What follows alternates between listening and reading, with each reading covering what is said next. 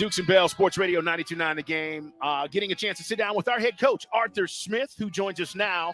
And, Coach, appreciate the time as always. We love coming up and getting the chance to visit with you. Last week, tough week. We had some issues on the field, and everybody's wondering, hey, Dukes and Bell, what's going on? So let's start there, Coach, with communication.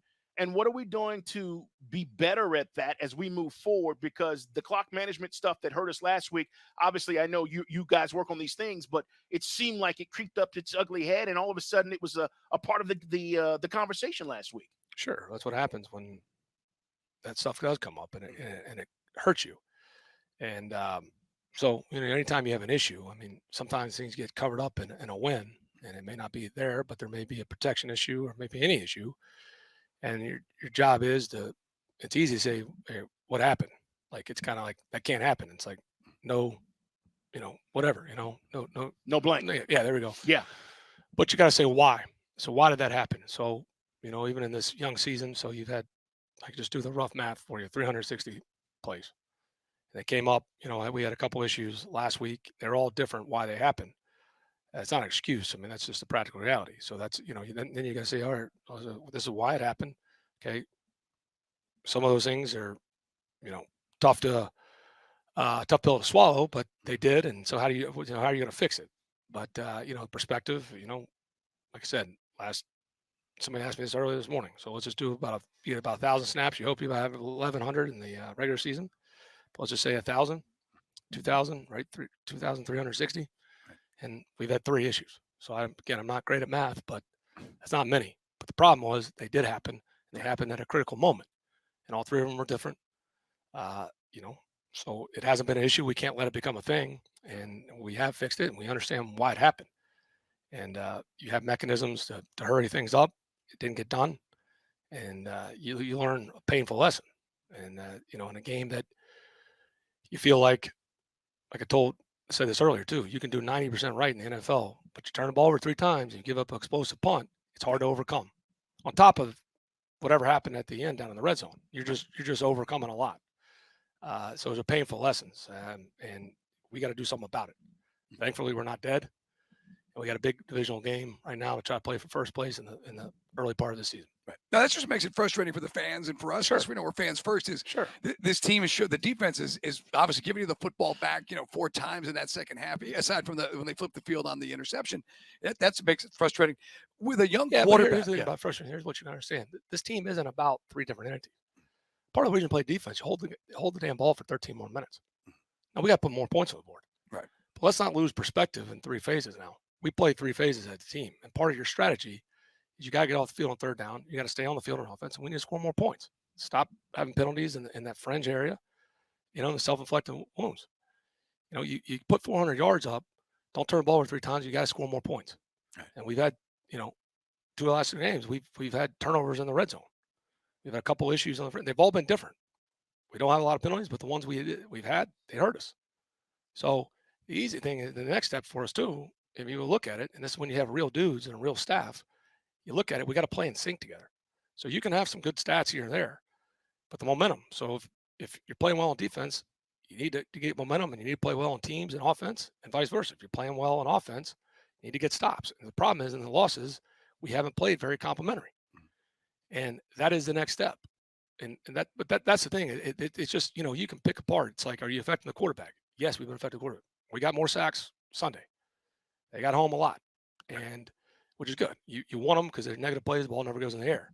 But that's the next step for us as a team. So get off this roller coaster and eliminate and get a little better details and start playing and sync together. The thing I was going to say, like, Ritter makes that beautiful touchdown pass to Pitts. That's what everybody wants to see. That's what you want to see, obviously. Because he's a young guy still learning his way in the NFL, does it compound things for him when it's the 40 second, the clock is running down and he's got to get to the line and then execute? Look, it's all more than the quarterback. There's a lot of logistics, and I gave you those numbers to understand that, like, there's certain things we do. A lot of different mechanisms. We won a lot of games playing really well situationally. We didn't last week, right? And we played from behind. We got ourselves in a hole. Some things creeped up, and all of them are different.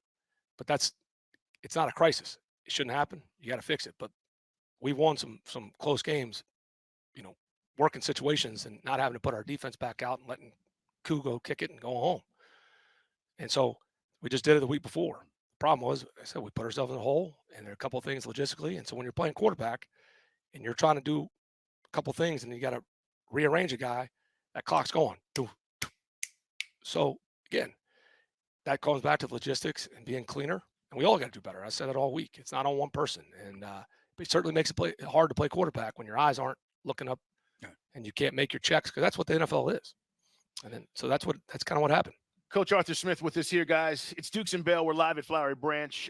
We will talk about Tampa Bay, which is a big game on Sunday, as we're trying to figure out and talk to Coach and get the answers that you guys have been asking us all week. Coach, I want to ask you about Dez said today in his presser, and I thought it was very good of him to say what he said, talking about your conversation with him on the sidelines. And he said, I need to stay in the play. Mm-hmm. And I want you to explain to our listeners what he's saying, because he said, if I stay in the play, we probably make a play and we continue to drive the football. But I went outside the play.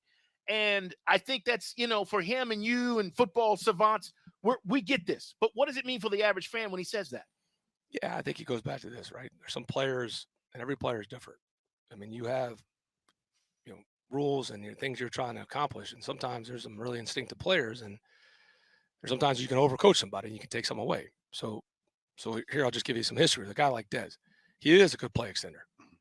So sometimes those guys can get you out of the jam because they can run, and he's got feel to move the line of the field. So, for example, like you watch Patrick Mahomes, he's one of the best play extenders I've ever seen.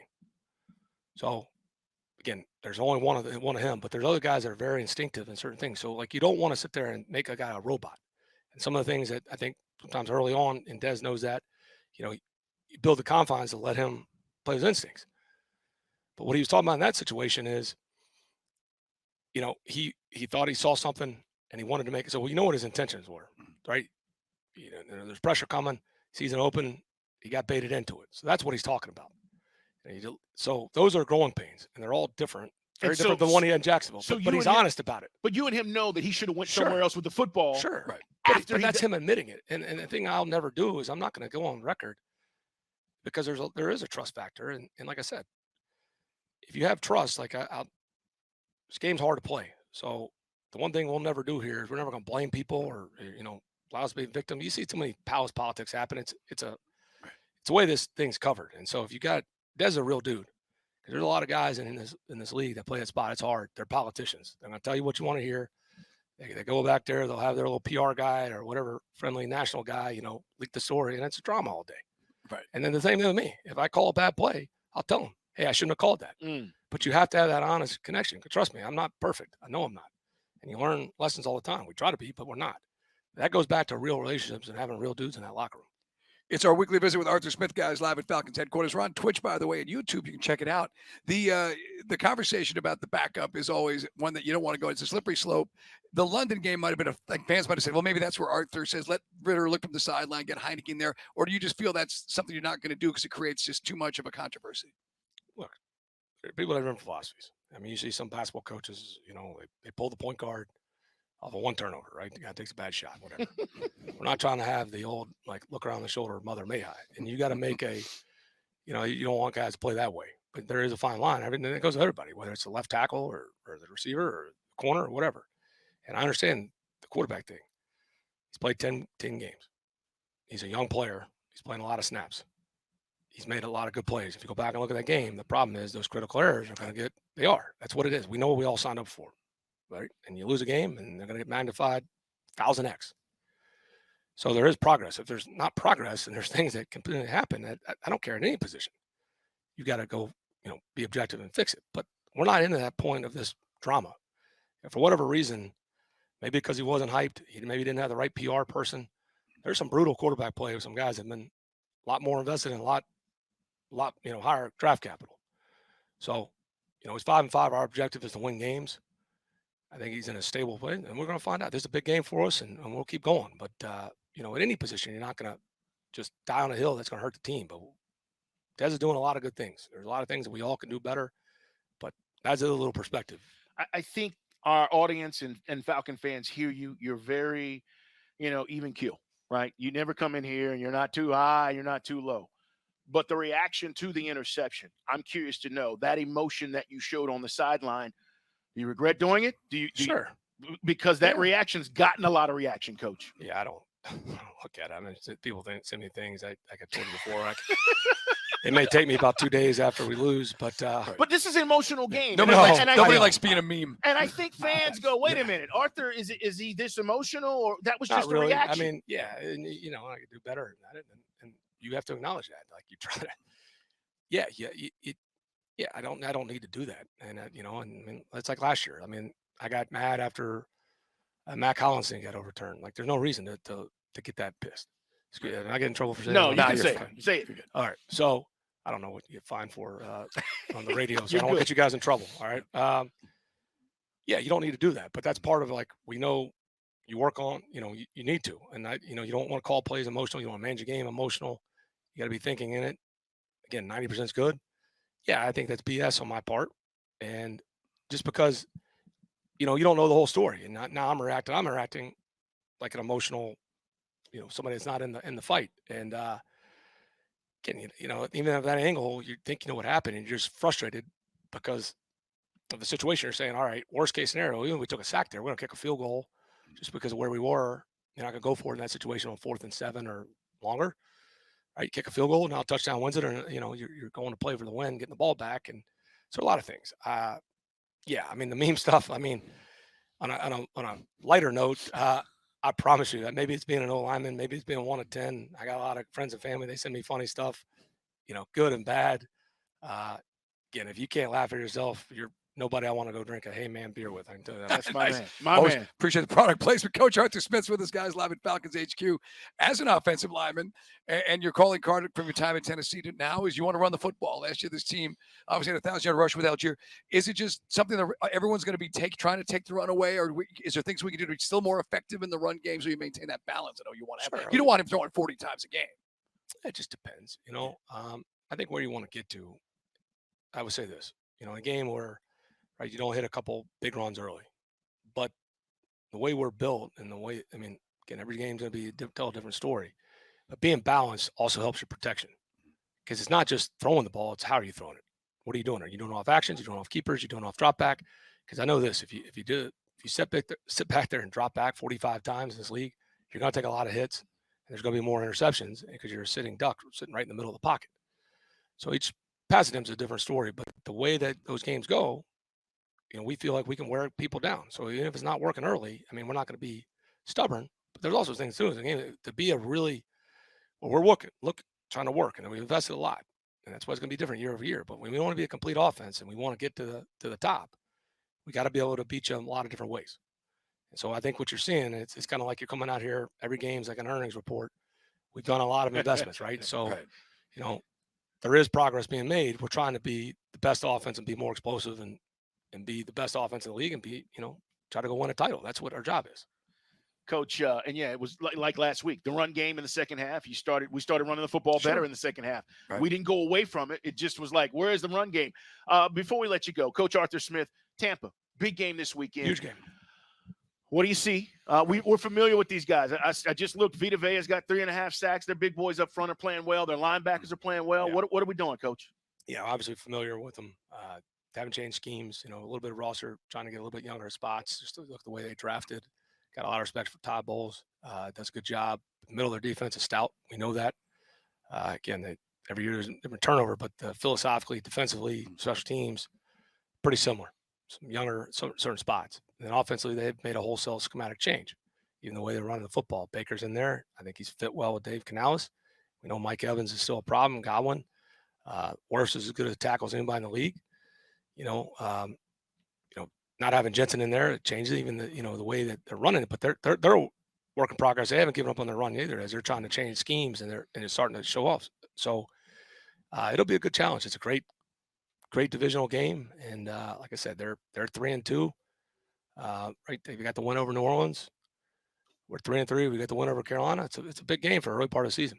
And that's what it's all like, water torture here with Coach Smith. Obviously, Drake London's looking good. They're in a rhythm. With the Van Jefferson play, if that thing pops, holy cow, the roof would have blown off that stadium. I mean, is that just a matter of chemistry? Because it just literally was almost this close. You're talking about not taking people's initiative away. There's a fine line. And so a lot of times on that kind of play, it's kind of a high-low. So if they had stepped up, that throw would have been different. And usually that's 40-ish plus throw if they play it right. Ironically, 3 guys were even with Van, and he outran him. It was like the old, hey, if he's even, we're leaving. And he wanted to give his guy, and I don't want to take that initiative away. There's time and place for it all, because the safer play would have been coming down to Drake, because Drake was wide open. It would have been about a 16-yard gain. I don't mind it. He threw that ball from the 37. We got to hit those, and we'll keep working them, but they're going to be a little bit different. But when you got a guy, Van can add an element, and Scotty got some speed, that can open up your offense. He threw the ball 62, 63 yards and missed him by a yard. We got to hit him. We know that. But that just adds another element to try to keep people, trying to play us different. Yeah, hell yeah, I wish he would have hit it. It would have blown the roof off. But we'll keep working. Message this week. We talked to Richie. He said, we got to get off the roller coaster. That's what he said. We got to make the climb. And we know that. And to get off this roller coaster, again, we got to close the gap. Like I said this before, you can do 90% well, making progress, but you don't want to be up and down. We got to take the next step. We got to play more in sync as a team. That's what our challenge is. And we got a little more detailed. And that's what our job is, to work and get this one Sunday. Let's go get a dub. Appreciate you, Coach. Hey, appreciate y'all. That's Coach Arthur Smith, guys, here live at Flowery Branch. It's Dukes and Bell, Sports Radio 92.9 The Game.